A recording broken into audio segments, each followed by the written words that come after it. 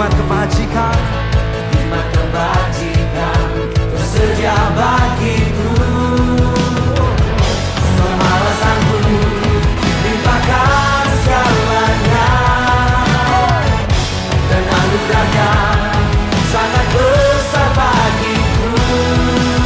Semuanya aku diberkati, aku dilimpahi, karena alasanku menyediakan. Shalom Bapak Ibu Saudara-saudara sekalian, selamat pagi, selamat kita bertemu kembali dalam kasih Kristus. Puji nama Tuhan, kita sudah melewati lagi seminggu dan kita akan memasuki hari Senin untuk memulai tugas-tugas kita hari ini. Mari kita datang kepada Tuhan dan kita mau menikmati sukacita di hadapan Tuhan karena Tuhan dekat dengan kita sekalian. Terima kasih, terpuji nama Tuhan. Mari kita berdoa.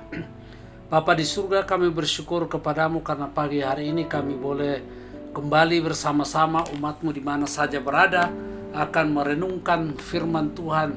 Pagi ini menjadi kekuatan, menjadi bekal dalam menjalani kehidupan ini. Terima kasih Tuhan, berfirmanlah bagi kami. Kami sudah siap untuk mendengarnya dalam nama Tuhan Yesus. Amin. Pagi hari ini kita akan membaca Mazmur 37 ayat yang keempat. Saya berikan judul Bergembiralah karena Tuhan.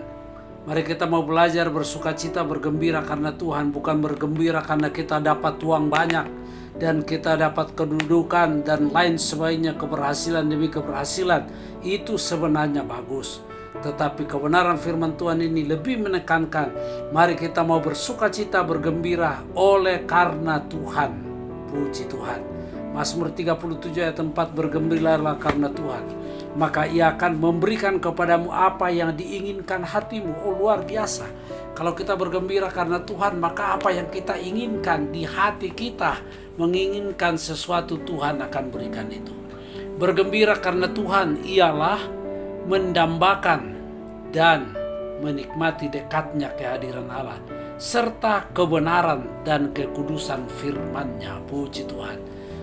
Kalau kita bergembira karena Tuhan, itu berarti kita rindu, kita mendambakan supaya kita bisa dekat dengan Tuhan. Dan kedekatan Tuhan itu menjadi suatu kenikmatan di dalam kehidupan kita sebagai orang yang percaya kepada Tuhan.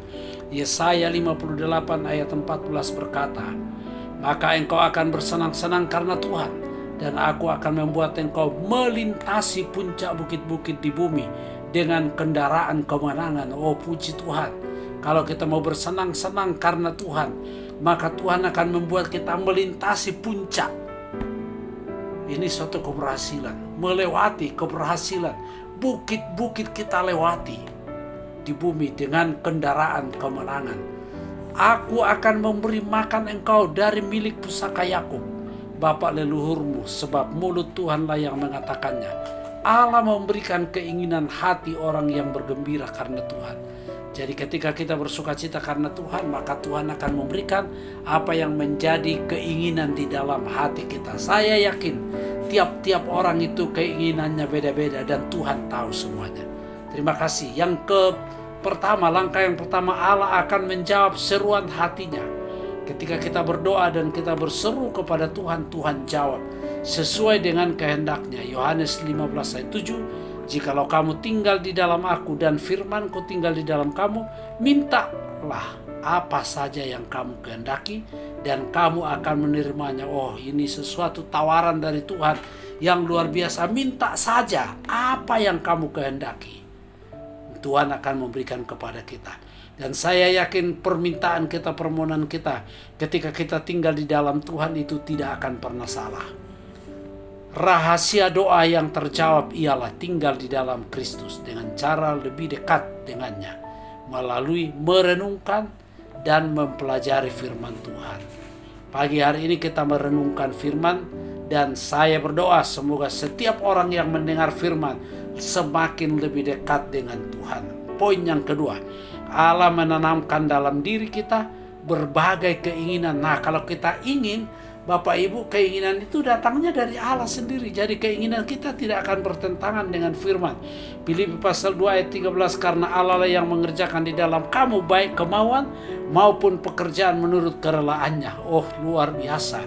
Artinya begini, kasih karunia Allah sedang bekerja di dalam anak-anaknya untuk menghasilkan di dalam mereka baik keinginan maupun kuasa untuk melakukan apa yang Tuhan mau, apa yang Tuhan kehendaki. Pekerjaan kasih karunia di dalam kita selalu bergantung kepada kesetiaan dan kerjasama kita. Puji Tuhan, mari kita belajar kerjasama dengan Tuhan. Filipi pasal 2 ayat 14, lakukanlah segala sesuatu dengan tidak bersungut-sungut dan berbantah-bantahan, supaya kamu tiada beraib dan tiada bernoda, sebagai anak-anak Allah yang tidak bercelah di tengah-tengah angkatan yang bengkok hatinya. Dan sesat ini kita berada di angkatan yang bengkok, hatinya bengkok, tidak jujur, tidak tulus. Dan saya percaya Bapak Ibu semua tahu, saudara bekerja di mana saja. Nah, mari kita melihat, tidak semua orang yang bekerja itu jujur. Nah, sekarang sebagai anak Tuhan, apa kita ikut? Hati kita bengkok juga ke sana, ikut cara mereka, atau kita punya pendirian tersendiri? Mari kita mau belajar punya pendirian sesuai dengan firman Tuhan. Makanya firman ini katakan, sehingga kamu bercahaya. Kita harus menjadi saksi, menjadi terang bagi mereka, seperti bintang-bintang yang ada di langit. Puji Tuhan. Inilah renungan kita pagi hari ini. Tuhan Yesus memberkati. Terima kasih Tuhan.